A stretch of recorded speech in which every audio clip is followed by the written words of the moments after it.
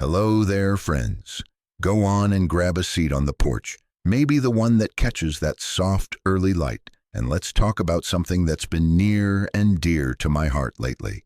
If you've got a warm mug in your hands, even better.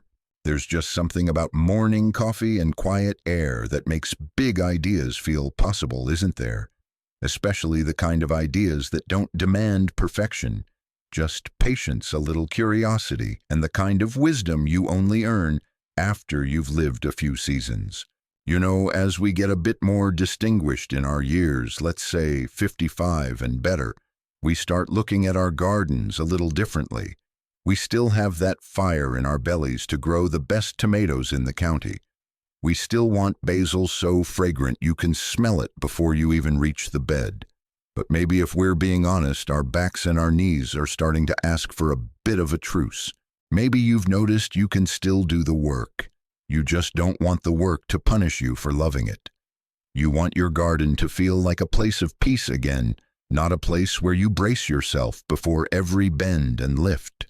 And that's where I want to offer you a gentle what if. What if I told you there's an ancient way to garden that actually saves your back cuts, your water bill to almost nothing, and builds soil so rich it would make a Midwestern farmer weep with joy? I'm talking about Hügelkultur. It's a German word that sounds a bit fancy, but it basically translates to mound culture or hill culture. And don't let the word intimidate you, because at its heart, it's simply a smart way of working with what nature already does best, turning old wood and leaves into life.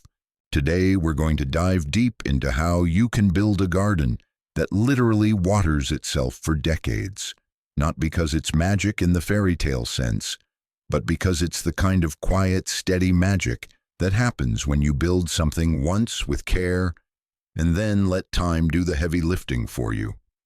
A garden that holds moisture like a sponge, feeds itself like a slow-cooked stew, and grows better each year right alongside you. Before we get into the how-to, you've got to hear about Sepp Holzer. They call him the Rebel Farmer over in Austria, and honestly, that nickname fits him like a well-worn pair of work gloves. Sepp wasn't the kind of man who could look at a mountain slope and accept the usual answer of, "You can't grow much here." He looked at hard land the way a gardener looks at a bare patch of dirt, like it's simply waiting for a better idea. Back in the 80s, authorities were constantly fining him because his farm didn't look like the flat, boring monocultures of his neighbors. You know, the kind, neat rows, predictable crops, everything forced into straight lines as if nature is supposed to behave like a spreadsheet. But Sepp had a different kind of mind. He was digging deep ponds and piling up massive mounds of logs and earth. He wasn't trying to make the land obey. He was trying to help it work. The experts said he was reckless. They called it messy, impractical, even irresponsible. And I think that's such a familiar story, isn't it? Anytime you do something different, something that looks odd before it looks brilliant, people get nervous, especially the folks who've been doing the same thing the same way for decades. But you know what? While his neighbors were struggling to grow grass in the harsh alpine cold, Sepp was growing lemons, grapes, and kiwis in the snow. Imagine that for a moment, standing in a place where winter usually wins and seeing fruit that belongs to warmer worlds. And he wasn't using fancy greenhouses or chemical fertilizers. He was using the power of rotting wood buried under his feet, the way a forest feeds itself without ever running to a store. He understood something simple but profound. Water, heat, soil, life, and structure can be built, not bought. His yields were said to be 10 times higher than anyone else's, and whether your number lands at 5 or 10, the truth remains. He was producing abundance where people expected failure. When the government saw his abundance, they finally had to shut up and take notes. And that's the kind of success we're aiming for in our own backyards. Not because we want to prove anyone wrong, though that can feel satisfying, but because we want gardens that take care of us as much as we take care of them. Gardens that don't demand constant watering, constant bending, constant replacing, Gardens that quietly get better with time like we do. Now, how does a pile of logs turn into a Mediterranean oasis? It's all about physics, friends. And I promise you, this isn't the kind of science that makes your eyes glaze over. This is the kind you can feel in your hands, the kind you've probably witnessed 100 times without putting a name to it. Think of a Hugelkultur bed as a subterranean sponge, like nature's own water bank, buried right where your plants can reach it. When wood decays, its density drops significantly. A fresh-cut log is heavy and tight-grained, almost stubborn. But as time passes and fungi and microbes move in like quiet little workers, the wood begins to soften. It turns punky, as old-timers say, light porous and full of tiny air pockets. A piece of pine that starts out solid can eventually hold up to 5 times its dry weight in water. And that's the key. Those buried logs don't just sit there. They store moisture like a savings account you don't have to think about every day. As rain falls or snow melts, those buried logs soak up every drop. They catch what would normally run off, evaporate, or sink too deep to matter. Then, during a dry July, when your neighbor is dragging a hose around every evening, watching the water bill climb and praying the heat breaks your Hugelkultur bed, is quietly releasing moisture from the bottom up directly to the roots. It's steady, gentle support, not a frantic rescue. In some studies, these beds can hold 3 to 10 times more water than a standard flat garden plot. And even if you never measure a single statistic, you'll notice it the first time you go through a stretch of hot days, and your plants still look calm, still look fed. But it's not just water, it's heat too. As those microbes and fungi get to work breaking down the wood, they create an exothermic reaction. They literally generate heat. It's the same principle as a compost pile that feels warm when you dig your hand into the center. Life at work produces warmth, and that warmth matters more than people realize, especially if you live anywhere that spring arrives late or fall shows up early. In cold climates, a Hugelkultur bed can be about 2.5 degrees Celsius, warmer than the ground around it. That doesn't sound dramatic, but in gardening, a few degrees can be the difference between seeds sulking and seeds sprouting. It means you can get your seeds in the ground earlier in the spring and keep your harvest going long after the first frost hits your neighbor's plants. It's like giving your garden a small blanket from underneath one that keeps working quietly season after season as the wood slowly turns into rich, dark soil. Building your Hugelkultur bed is like making a great lasagna. It's all about the layers. And if you've ever cooked for people you love, you already understand the principle. The best results don't come from one fancy ingredient. They come from simple things stacked with care, each layer doing its job, each one supporting the next. The beautiful part is this: once you get that foundation set, it becomes a no-dig method, meaning you're not out there every season turning and breaking your back. You're building a system once and then letting time, microbes, and moisture do the steady work for you. Now, the exact percentages can flex a little, depending on what you have. But here's the classic structure, like a dependable family recipe. 1. The foundation: 40% logs. Start with the biggest, oldest, most punky logs you can find. If you've got logs that already feel lighter than they look, or wood that has that spongy give when you press it, those are treasures. Hardwoods like oak, maple, or birch are the gold standard because they break down slowly and feed your soil for up to 20 years. That's the legacy part, long-term nourishment. Pro tip: avoid cedar or walnut. Cedar resists rot, which defeats the purpose. And walnut has a chemical called juglone that can poison other plants. If walnut is all you've got, keep it out of the mound and compost it separately for a long time. Better safe than sorry. 2. The framework: 20% sticks. Once those big logs are down, fill in the gaps with smaller branches and twigs. Think of this like building a strong skeleton. These pieces create a structural matrix that holds air pockets, helps water move through the mound, and keeps the whole thing from settling into a dense, soggy lump. If you've got pine branches, fruit tree prunings, old brush, this is where it shines. 3. The fill 25% green matter. This is your nitrogen layer, your fuel. Wood is carbon heavy, and carbon needs nitrogen to break down properly. So here's where you add grass clippings, kitchen scraps, coffee grounds, chopped leaves that are still green, or even uncomposted manure if you have access. This layer is the difference between a mound that thrives and a mound that struggles in its first year. 4. The nutrient boost, 10% compost. A good layer of finished compost jumpstarts microbial life. It's like adding sourdough starter to bread dough. It inoculates the whole system with active beneficial life. If you don't have enough compost, even a few shovelfuls spread evenly will help. 5. The Cap 5% topsoil and mulch. Top it off with about 6 to 8 inches of good soil, enough for seeds and roots to get established.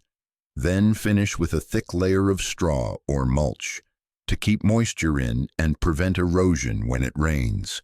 That mulch layer is your lid, the thing that keeps all your hard work from drying out too fast. And when you step back and look at it, what you've really built is a slow, steady engine for fertility, a mound that turns yesterday's fallen branches into tomorrow's tomatoes. I want to give you a heads up on a mistake many folks make, because it's one of those things that can discourage a person right out of the gate if nobody warns them. When wood first starts to break down, the bacteria and fungi doing that work need nitrogen to build their bodies and run their little underground factories. Wood is mostly carbon, and carbon is wonderful. But carbon alone is like trying to cook a meal with only pasta and no sauce.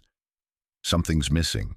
So if you don't add enough green materials, nitrogen-rich stuff in that middle layer, those microbes will go looking for nitrogen somewhere else. And unfortunately, the easiest place for them to borrow it is from the surrounding soil, including the soil your seedlings are trying to grow in. That's what gardeners call the nitrogen trap. It's not a disaster, but it can be frustrating if you don't recognize it for what it is. Here's what it can look like in real life. Your seedlings come up, but they seem tired. Leaves may start turning pale green or yellow, especially the older leaves first. Growth feels slow, like the plants are stuck in second gear. You water, you fuss, you talk to them, because of course you do, but they still look a little stunted. If that happens in year 1, don't take it as a sign that hugelkultur doesn't work. Take it as a sign that your mound is doing what mounds do. It's beginning the long process of transformation, and it needs a little extra nitrogen during that early stage. If you see your seedlings turning yellow and looking stunted in the first year, you've hit the nitrogen trap. Don't panic, this is a temporary phase, and it's easy to correct. You can add a nitrogen-rich fertilizer, whatever feels comfortable and accessible for you. Some folks use a sprinkle of blood meal or fish meal. Others use composted chicken manure. Even a generous top dressing of finished compost can help, especially if you water it in gently so nutrients move down toward the roots. And if you prefer a more natural plant-based fix, Sepp might suggest planting peas or beans legumes. Legumes have a special relationship with bacteria that can fix nitrogen from the air and store it in little nodules on their roots. In plain language, they help put nitrogen back into the soil. By year 2 or 3, something beautiful happens. The bed starts releasing more nitrogen than it takes. The wood has softened, the microbial life has stabilized, and the whole mound begins to act like a slow-release pantry of fertility. That's when you start feeling like you're on easy street. Less watering, less feeding, less struggle, and your plants start growing with that calm, confident strength that makes a garden feel like a blessing instead of a chore. Here is a bit of insider knowledge you won't find in every gardening book, especially not the ones that make everything sound like you need a laboratory to grow a tomato. The truth is, soil is alive and living systems shift over time. All that microbial activity inside a hugelkultur bed The fungi breaking down wood, the bacteria multiplying, the constant cycle of decay and renewal can gradually nudge your soil toward being a bit more acidic. That's not always a bad thing. Plenty of plants tolerate mild acidity just fine. But if it drifts too far, it can start blocking nutrients in a way that leaves you scratching your head. Because here's the sneaky part. Sometimes the soil contains nutrients, but your plants can't access them. The pH is like the lock on the pantry door. If the lock changes, the food is still inside, but the plants can't open the door. When your soil gets too sour, certain nutrients become less available, things like calcium and magnesium, while others can become too available in ways that stress roots. What you see above ground might look like deficiencies, weak growth, blossom end rot, or plants that just never seem to thrive the way you expected, even though you did everything right. So, what's the gentle, budget-friendly solution? Eggshells. If you've been cooking eggs for breakfast all these years, you've already been holding a soil amendment in your hands without even realizing it. Eggshells are made of nearly 98% calcium carbonate. That's the same basic substance gardeners pay for when they buy lime products, just in a slower, softer form. When you're building your layers, toss in crushed eggshells. Think of them as a natural buffer, little mineral anchors that help neutralize excess acidity over time and keep your soil pH closer to that sweet spot where vegetables are happiest. The key word there is crushed. Whole shells break down very slowly like a rock with good intentions. But when you rinse them, let them dry, and crush them into small flakes, or even grind them into a powder, they become much more useful. A simple trick is to save shells in a jar, then crumble them in your hands or give them a quick whirl in an old blender you don't mind using for garden chores. And here's the practical comfort you don't have to guess. Cheap pH test kits are available, and even a simple test can tell you if you're drifting too acidic. You're not chasing perfection, just keeping the soil balanced enough that your plants can eat what the mound is providing. In a way, this is one of my favorite parts of hugelkultur. It teaches us that the little leftovers of daily life, something as humble as an eggshell, can become part of a long, quiet system of care. It's the same story we've lived in our own lives. Nothing is wasted when you know how to use it. Now, let's be honest with each other, because that's what friends do. I won't lie to you, building a hugelkultur mound can be a workout.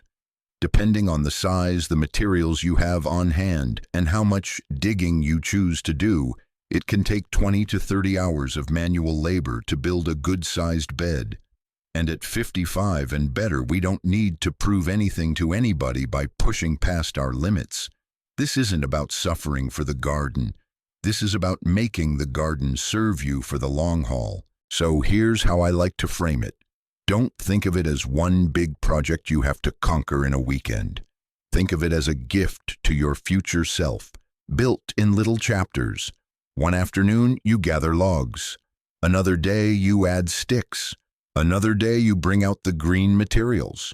You can move slowly, use a wagon, ask a grandkid to drag branches, or trade a neighbor a jar of jam for help moving the heavy pieces. There's no prize for rushing.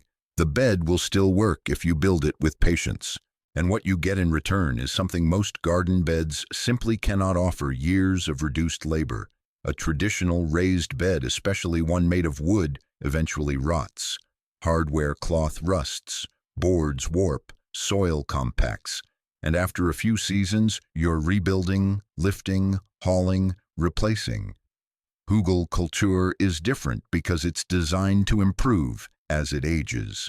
Here's the timeline in plain terms. Year 1. The bed settles. The wood is still waking up, still learning how to hold water, still recruiting microbial life. You may need to water more than you expected, especially in dry spells. This is normal. Think of it like breaking in a new pair of boots, stiff at first, then comfortable. Years 3 to 7. This is the sweet spot. The wood becomes punky, spongy, and fully active as a water reservoir. The microbial community is thriving. the bed starts behaving like it's self-sustaining. For many people, this is when you stop watering regularly, you stop fussing, you realize the mound is quietly doing the job for you. Year 10 to 20. You are harvesting from a mountain of pure humus, dark, crumbly soil that smells like a forest after rain. By this stage, the bed is not just a structure, it's a living system. It feeds plants, steadily holds moisture calmly, and buffers temperature swings better than flat ground. And here's something that matters a lot. As we get older, a hugelkultur bed is taller. That means less bending over, less strain on knees, less time crouched in awkward positions. You can stand closer to the plants, reach and prune harvest, and work with your hands at a friendlier height. In many ways, it's like building a raised bed that doesn't need expensive lumber and doesn't eventually collapse into rot and replacement. So, yes, it's work, but it's the kind of work that pays you back not just in tomatoes and squash, but in something quieter, fewer chores, fewer aches, and the deep satisfaction of knowing you built something that will keep producing long after the hard day of building is forgotten. So, what do you think, friends? Are you ready to stop burning those fallen branches and start burying them instead? I know that might sound a little backwards at first, like we're doing the opposite of what we were taught. Most of us grew up seeing piles of limbs get dragged to the burn barrel, watching them turn to smoke and feeling like we were cleaning up the yard properly. But hugelkultur invites a different kind of mindset. Instead of sending that wood into the air, we send it back into the earth, right where it can become something useful again. And I want you to hear this part clearly, because it's bigger than gardening. Every buried branch is a quiet act of resilience against drought and rising prices. It's a way of saying, I'm going to build something that lasts, using what I already have. It's the old American habit of making do, making it beautiful and making it strong, not flashy, not trendy, just steady, the kind of steady that keeps you fed when summers get hotter and rain gets less predictable. There's also something deeply comforting about the idea of building soil on purpose. When you create a hugelkultur mound, you're not just planting for this season, you're shaping a little future one that will keep giving as the years move forward. You're creating a place where life can return again and again, no matter what the weather decides to do. And if you've lived long enough to see how quickly the world can change, that kind of steadiness feels like peace. Sometimes people talk about legacy like it has to be something grand, money left behind, a name on a building, a big story told at a funeral. But I think legacy can be smaller and sweeter than that. Legacy can be a garden bed that still grows tomatoes for someone you love years from now. It can be soil so rich it makes planting feel easy. It can be the simple fact that your hands didn't just take from the land, they helped it heal. I'd love to hear from you in the comments, truly. What's the oldest log sitting on your property right now that's just waiting to become a garden? And for those of you who've tried raised beds before, what's been your biggest struggle with watering during the summer heat? Your answers help everyone here because somebody reading might be feeling stuck or tired or worried they've missed their chance to garden the way they want. And your experience could be exactly what they need to hear. Until next time, keep your hands dirty and your heart full. And if you decide to build even the smallest little hugelkultur mound, just a corner bed, just a start, remember this, you're not just growing vegetables. You're growing a system that will carry you through the seasons with a little more ease, a little more hope, and a whole lot more quiet abundance.